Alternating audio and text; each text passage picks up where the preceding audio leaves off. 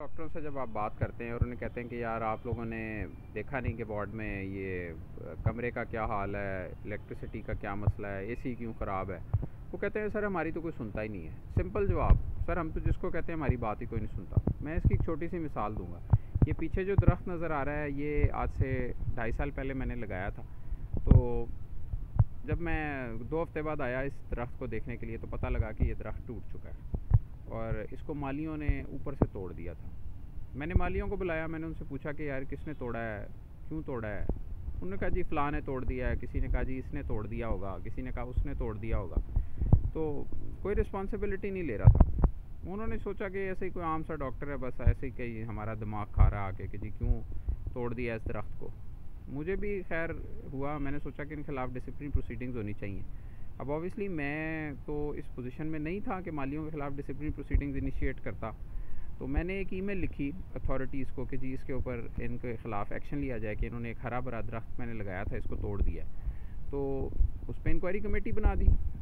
जो head of institution है उन्होंने, वाइस चांसलर साहब ने, और बड़ी मेहरबानी है उनकी कि जब इंक्वायरी हुई तो ये बात किसी एक इधर के मालियों को भी बुलाया गया, हॉस्टल के मालियों को भी बुलाया गया, काफ़ी लोगों को पूछा गया और 1-2 लोगों को एक्सप्लेनेशंस भी इशू हो गई।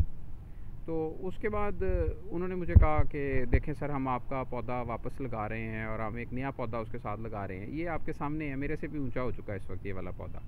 और फिर उन्होंने इसका ख्याल भी रखा 2 साल। इसी तरह जहाँ पे जिस माली ने या जिस बंदे ने, जिसको मैंने कहा कि यार ये आपने क्या कर दिया है, उसने कहा जी मैं क्या समझता हूँ आपको। शुरू में पहला एटीट्यूड यही होता है लोगों का कि यार ये कौन आदमी है, क्योंकि वो यहाँ पुराने नौकरियाँ कर रहे हैं। हम लोग डॉक्टर्स के तौर पे नए आते हैं, चले जाते हैं, उनकी पूरी ज़िंदगियाँ गुजर चुकी होती हैं सिस्टम में, तो वो हमें बड़ा लाइट लेते हैं। तो देखें, अगर आप अपने आप को खुद लाइट मतलब समझते हैं कि लोगों को आपको लाइट लेना चाहिए, तो फिर तो वो आपको लाइट ही लेंगे।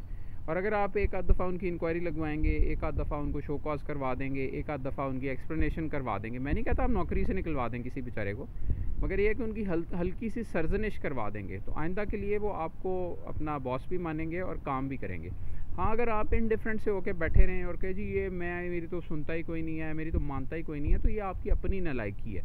ये एक छोटी सी मिसाल है कि देखें, मैं मालियों के ख़िलाफ़ किसी भी तरह किसी इदारे में एक्शन नहीं ले सकता और ना मैं किसी को कुछ कह सकता हूँ, मगर मैं मुसलसल कंप्लेंट्स करके उनके ख़िलाफ़ एडमिनिस्ट्रेटिव एक्शन को फॉलो करके उनको मजबूर किया है कि वो पौधों का ख्याल भी रखें, पानी भी डालें, खाद भी डालें, और वो अपनी ज़िम्मेदारी को एहसन तरीके से निभाएं। यही मैं मिसाल दूंगा कि जो एक एकेडमी रोड है हमारे इलाके से गुज़रती है, तो उधर एक रेन वाटर ड्रेन ब्लॉक था और मैंने मल्टीपल टाइम्स कहने के बावजूद they were not cleaning the drain.